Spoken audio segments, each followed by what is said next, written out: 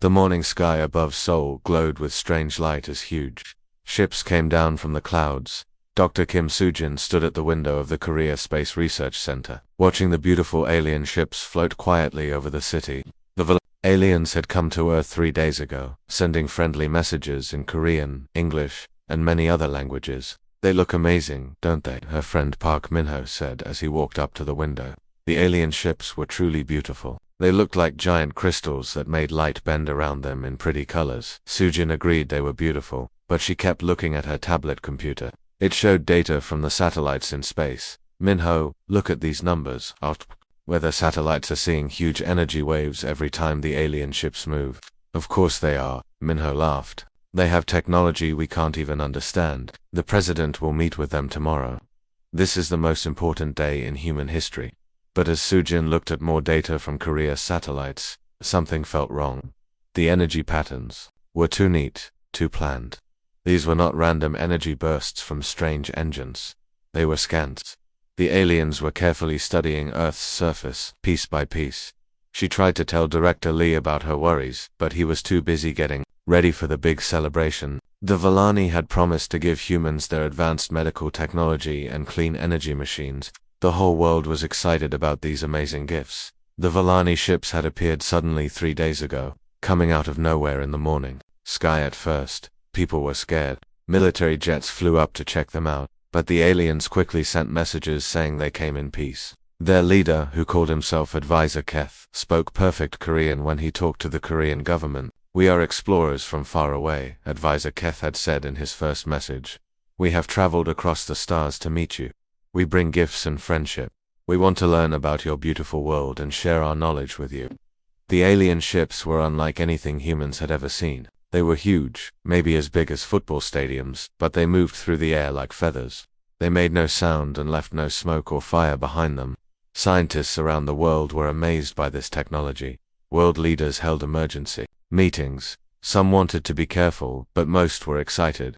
The aliens seemed friendly and offered incredible technology. They said they could cure diseases that had killed millions of people. They promised clean energy that would stop pollution and help the environment. But Soo-jin could not shake her bad feeling. She had worked with satellites for 10 years, and she knew what normal energy readings looked like. These readings were different. They were too organized, like someone was taking very careful pictures of everything on Earth. She looked at the data from satellites, watching different parts of the world. The aliens were not just floating around randomly. They were following patterns, moving in straight lines, covering every part of Earth's surface. It was like they were making a map. Maybe I'm being too worried, she thought. Maybe this is just how their technology works. But then she noticed something else. The energy scans were strongest over certain areas. They seemed very interested in places with lots of metals in the ground, places with oil, and places with fresh water. The aliens were not just taking pictures, they were looking for Earth's valuable resources. That evening, the news showed happy crowds in Seoul and other cities around the world. People were celebrating the arrival of their new alien friends. Children drew pictures of the beautiful ships. Scientists gave interviews about all the amazing things they might learn. But Soo-jin stayed late in her lab, looking at more satellite data. The patterns were getting clearer. The beautiful ships were not just visiting, they were studying everything. Every mountain, every ocean, every city was being scanned and recorded. She found data from satellites over Africa, South America, and Australia. The same patterns were everywhere. The aliens were mapping Earth's resources with incredible detail. They knew where every valuable mineral was hidden underground. They knew where all the clean water was stored. They knew where the best farmland was located. This is not normal behavior for friendly visitors, she thought. This is what you do when you are planning something. The more she studied the data, the more worried she became. The aliens said they were explorers, but explorers don't usually scan planets this carefully. This kind of detailed mapping was what you did when you wanted to take something. She tried calling Director Lee, but he was at a party celebrating the historic first contact. She tried calling other scientists, but they were all too excited about the aliens' gifts to listen to her concerns. As midnight approached, Soo-jin sat alone in her lab, surrounded by computer screens showing satellite data from around the world. The beautiful alien ships continued their systematic scanning. Working through the night while humans slept peacefully below, something was very wrong, but she was the only one who could see it. The satellites were telling her a story that no one else wanted to hear. The aliens had not come as friends, they had come as something else entirely. The question was, what were they really planning to do? 2 weeks had passed since the Volani arrived on Earth. The aliens had built beautiful buildings in big cities like New York, London, and Tokyo. They called these buildings embassies, places where they could meet with human leaders. Their main spokesperson, Advisor Keth, was very good at talking to people. He made promises about sharing amazing technology and helping humans explore space. Dr. Kim Soo-jin had a new job now. Her bosses told her to watch the special research stations the Volani were building. The aliens had asked to build these stations in 3 very remote places: the Gobi Desert in Asia, the Australian outback, and the Amazon jungle in South America. The Volani said these were science stations where they could study Earth's plants and animals. But Soo-jin knew something was wrong. The satellite data showed very strange things happening at these stations. She met her friend, Lieutenant Colonel Choi Dae-yoon, at a small coffee shop in Seoul. Dae-yoon was a military officer, and she was one of the few people who believed Soo worries about the aliens. The energy readings are crazy high, Soo-jin whispered to Dae-yoon as they sat in a corner booth. She did not want other people to hear them talking. What kind of energy? Dae-yoon asked quietly. The kind you use when you want to take things out of the ground. They are not studying our plants and animals. They are making a list of everything valuable on our planet. Soo-jin opened her laptop and showed Dae-yoon pictures from the satellites. Look at this heat picture from the Gobi Desert Station. They are drilling holes, Dae-yoon, very deep holes. Dae-yoon looked at the pictures carefully. Her face became serious. How deep are they going? Deep enough to reach the rare metals that are buried underground. And look at this picture from the Amazon station. Soo-jin changed to another picture. This station is built right on top of one of the biggest underground water sources in South America. The 2 women sat quietly for a moment. On the television in the coffee shop, they could see happy news about the Volani. The reporter was showing children in schools learning alien songs. Scientists were talking about the wonderful new medicines the aliens had given them. Everyone in the world seemed to love their new alien friends. We need better proof, Dae-yoon said finally. Something that will make people believe us. That night, Dae-yoon gave Soo-jin access to secret military satellite information. These satellites could see much more than the regular ones. What Soo-jin found when she looked at this secret data made her very scared. The Volani were not just drilling holes, they were building huge machines underground at each station. These machines were connected to the alien ships in space by invisible energy beams. The aliens were creating a secret network that covered the whole planet. During the day, the Volani acted like perfect guests. Advisor Keth appeared on television shows, talking about friendship between humans and aliens. He gave interviews to news reporters, always smiling and saying nice things about Earth. The aliens visited schools and hospitals, showing off their amazing technology. But at night, when most humans were sleeping, the satellites showed very different activity. The research stations were working at full power, sending huge amounts of energy up to the ships in space. The underground machines were getting bigger every day. Soo-jin studied the patterns more carefully. The Gobi Desert Station was positioned over rare earth metals that were used to make computers and phones. The Australian station was over one of the world's biggest iron ore deposits. The Amazon station was not just over water, it was also over huge amounts of gold and other precious metals. They picked these locations very carefully, she realized. They know exactly where Earth's most valuable resources are hidden. She tried to tell other scientists, but they did not want to listen. Everyone was too excited about the gifts the aliens were giving them. The Volani had shared medicines that could cure cancer. They had given humans new technology for making clean energy. They had even taught farmers how to grow more food with less water, but Soo-jin could see the real truth in the satellite data. For every gift the aliens gave, they were taking something much more valuable. They were slowly and secretly preparing to steal Earth's most important resources. The worst part was how smart they were being about it. They did not come as conquerors with weapons and armies, they came as friends with smiles and gifts. While humans celebrated and felt grateful, the aliens were quietly getting ready to take everything. Dae-yoon met with Soo-jin again the next week. This time, she brought news from her military contacts. Some of our intelligence people are starting to worry too, Dae-yoon said. The aliens have been asking very specific questions about our mining operations and water supplies. They want to know things that friends should not need to know. It gets worse, Soo-jin said, showing her the latest satellite images. The underground machines are almost finished, and I detected something else. The alien ships in space are calling to something very far away. I think they are sending signals, 2 other alien ships, telling them to come to Earth. The 2 women realized they were running out of time. The aliens were not just studying Earth, they were preparing it for something much bigger and much worse. Park Min-ho walked into Sujin's lab at 3 in the morning and found her surrounded by papers and computer screens. She had been working for many hours without sleep. Her eyes were red and tired, and empty coffee cups were scattered around her desk. "You look very bad," Min-ho said, putting down 2 fresh cups of coffee. "What makes you work so hard on these Vallani energy readings?" Sujin looked up at him with very tired eyes. "They did not come here to be our friends, Min-ho. They came here to steal everything from our planet." She showed him all the proof she had collected over the past month. The computer screens showed energy patterns that no Earth machine could make. There were pictures of underground building projects at 17 different places around the world. But the most scary thing was a huge structure being built in space around Earth. "That is not a research station," she said, pointing to the big thing growing in Earth's orbit. "It is a factory for processing stolen materials. They are building machines to take our resources on a very large scale." Min-ho looked at all the information carefully.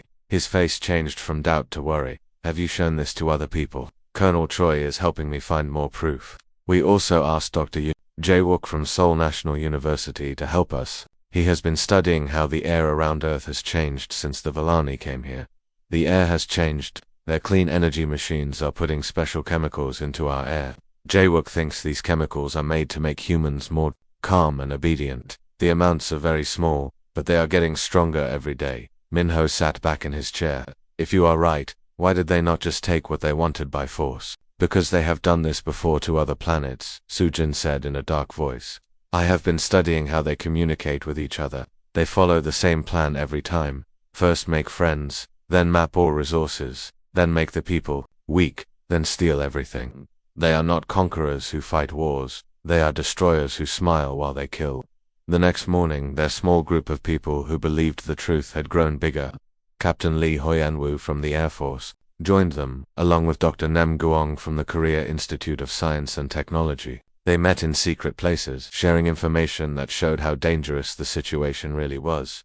During the past weeks, Sujin had discovered that the Vallani were not just building in 3 places. They had secret projects in 17 different locations around the world. Each place was chosen because it had valuable resources underground. Some had rare metals needed for making computers. Others had oil or gold or clean water. The most frightening discovery was what they were building in space.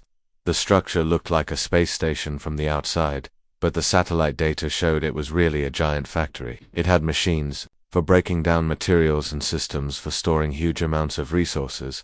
"They are not just planning to take some things," Sujin explained to the group. "They want to take everything. Every valuable resource on Earth will be processed through that space factory." Dr. Yoon Jae-wook had been studying the air around Earth very carefully. He found that the Vallani's clean energy machines were slowly poisoning the atmosphere. The chemicals were designed to make humans less able to think clearly and less likely to fight back. "The amounts are very small," he explained. "But if they keep adding these chemicals to our air, humans will become too weak to resist them. In a few more weeks, most people will not be able to think clearly enough to understand what is happening." Captain Lee had been using military satellites to spy on the Vallani. He had recorded their private communications, and Dr. Nam had worked to understand their language.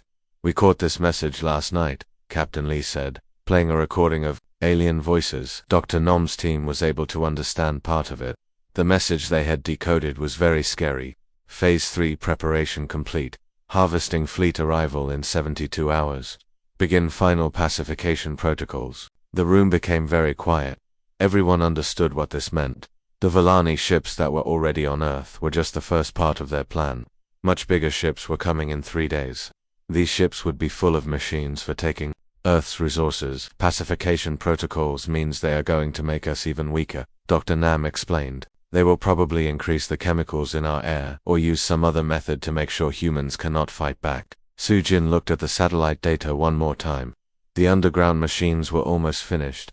The space factory was ready to begin processing stolen materials. The Vallani had spent weeks preparing Earth for complete resource extraction. "We have less than 3 days," she said. "After that, it will be too late to stop them."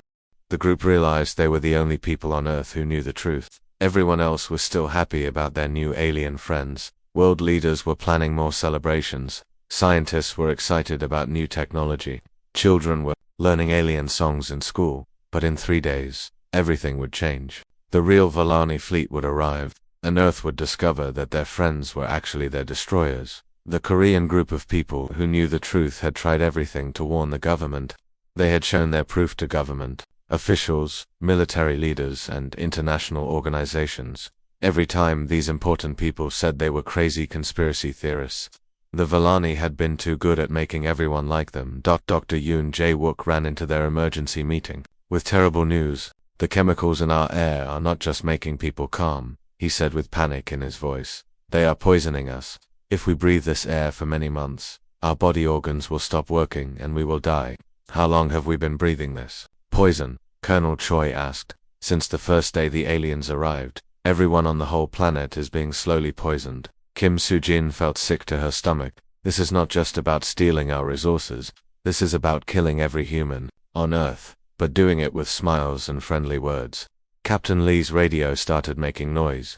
All units, this is Control. Volani ships around the world are moving to new places. Repeat, all Volani ships are changing their positions. Through the window, they could see the beautiful ships that had floated peacefully over Seoul for weeks.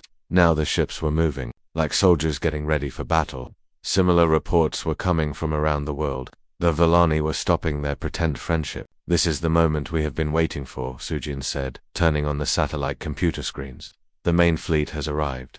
On the screens they could see huge shapes appearing from deep space at the edge of the solar system. Hundreds of ships were coming toward Earth. Each ship was as big as a city. The small fleet that had been on Earth for weeks had finished their job. They had successfully mapped the planet, made the people weak, and built the machines needed to steal everything. During the past few weeks, the situation on Earth had been getting worse, but most people did not notice. The Volani had been very clever about hiding their real plans. They continued giving gifts and making promises, while secretly preparing for the final phase of their operation. The atmospheric poisoning had been happening so slowly that humans did not realize it. People felt a little more tired than usual, but they thought it was just excitement about the aliens. Some people had small headaches, but they thought it was normal stress. The Volani had been very careful to make the poison work slowly so no one would notice. Dr. Nam Jugalan looked up from her computer. I am receiving a message that is being sent to all world leaders at the same time. It is coming from the Volani. The message was completely different from all the friendly words they had heard before. Advisor Keth's voice was cold and mean. People of Earth, your planet has been chosen for resource extraction. Your governments must surrender right now. If you try to fight us, we will kill you all quickly. You have 1 hour to give up. The room became completely quiet. Outside their building, they could hear people starting to panic as the news spread around the city. For weeks, the Volani had been appearing on television, talking about friendship and cooperation. They had visited schools and hospitals, always smiling and saying nice things. They had given humans new medicines and clean energy technology. But now their real face was showing. The space factory that had been disguised as a research station was now revealing its true purpose. Huge machines were extending from the structure, ready to process all the materials that would be stolen from Earth. The underground facilities that had been built at 17 locations around the world were now connecting to the space factory with energy beams. They made a big mistake, Soo-jin said quietly, her fingers moving quickly on her keyboard. They think we are just another primitive species that can be easily harvested. What do you mean? Colonel Choi asked. They spent all their time fooling our governments and military leaders, but they forgot about our eyes in the sky. Every satellite, every communication network, every piece of technology they gave us, we have been watching, learning, and getting ready. The truth was that while the Volani had been busy with their deception, a small group of humans had been preparing for this moment. They had used Earth's satellite network to watch everything the aliens were doing. They had studied the alien technology and learned how to use it against them. The Volani had made the mistake of thinking that humans were too primitive to understand their advanced technology. They had shared some of their machines with humans, thinking that people would be too stupid to figure out how they really worked. But human scientists had been secretly studying every piece of alien technology, learning how to copy it and change it. The satellites have been recording everything, Soo-jin continued. Every energy pattern, every communication signal, every weakness in their ships. We know how their technology works now. The hour that the Volani had given Earth to surrender was almost over.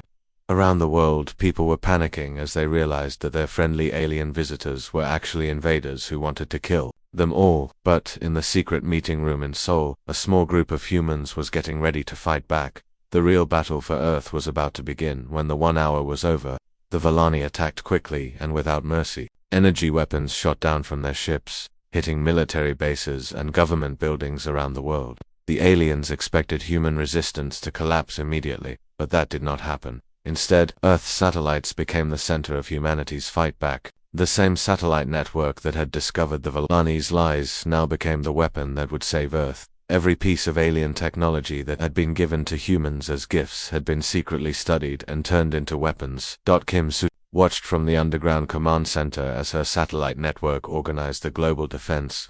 Military leaders from around the world were connected to the center through secure communications. "We are using their own technology against them," she reported to the assembled officers.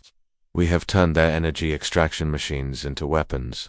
The beautiful Valani ships that had seemed so powerful and untouchable began falling from the sky. Earth's changed technology was stronger than their defenses.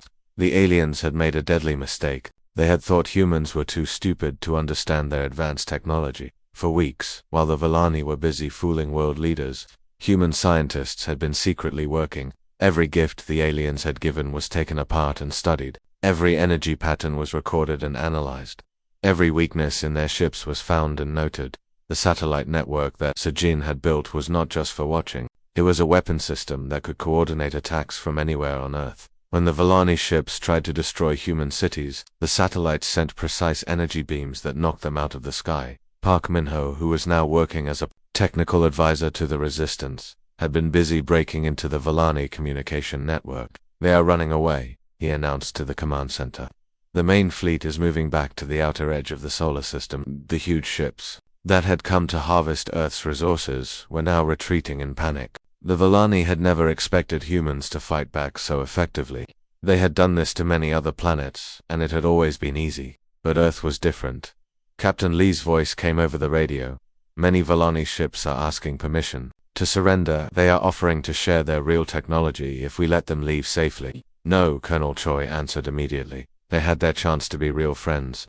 The battle had been surprisingly short. The Valani had spent weeks preparing to steal Earth's resources, but they had not prepared for a real fight. They had thought that poisoning the air and fooling the governments would be enough. They had not expected a small group of humans to discover their plan and prepare. A counterattack. Dr. Yoon Jae-wook had been working day and night to fix the atmospheric poisoning. "We can reverse the effects," he reported. "We can use their own medical technology to create an antidote for the poison." The irony was perfect. The same technology the aliens had used to poison humans could be used to save them. Every gift the Valani had given to Earth became a tool for human survival. As the last Valani ships disappeared into deep space, Kim Soo-jin stood in the command center watching the satellite feeds that had saved humanity. The elegant ships were gone, but the lessons they had taught would never be forgotten. Around the world, people were celebrating in the streets. The friendly aliens who had seemed so wonderful just hours ago were now revealed as would-be destroyers. Children who had been learning alien songs in school were now learning about the importance of being careful with strangers. "They thought we were primitives," Soo-jin said to her team. "They did not understand that our greatest strength is not our technology. Our greatest strength is our refusal to trust anything that seems too good to be true." The world had learned a hard lesson about the price of blind trust. Many people had wanted to believe that the aliens were really friends. It had been easier to accept their gifts than to ask difficult questions about their real intentions. But some humans had been suspicious from the beginning. Scientists like Soo-jin had trusted their instruments more than their hopes. Military officers like Colonel Choi had remembered that their job was to protect Earth, even from visitors who claimed to come in peace. The satellite network that had discovered the Valani's deception continued to watch the sky. Earth's scientists began studying all the alien technology that had been left behind. They would learn from it, but they would never again accept gifts from strangers without asking questions. The underground facilities that the Valani had built were converted into human research centers. The space factory that had been designed to process stolen Earth resources was captured and studied. Humans would learn to build their own advanced technology, but they would do it honestly. As months passed, Earth became stronger and more careful. The satellite network was expanded and improved. Communication systems were built that could not be easily fooled. Most importantly, humans learned to be suspicious of anyone who offered something for nothing. The war was over, but the watching had just begun. Earth's satellites would continue their eternal guard over the planet, making sure that humanity would never again be caught off guard by visitors who claimed to come as friends. The next time aliens came to Earth, humans would be ready.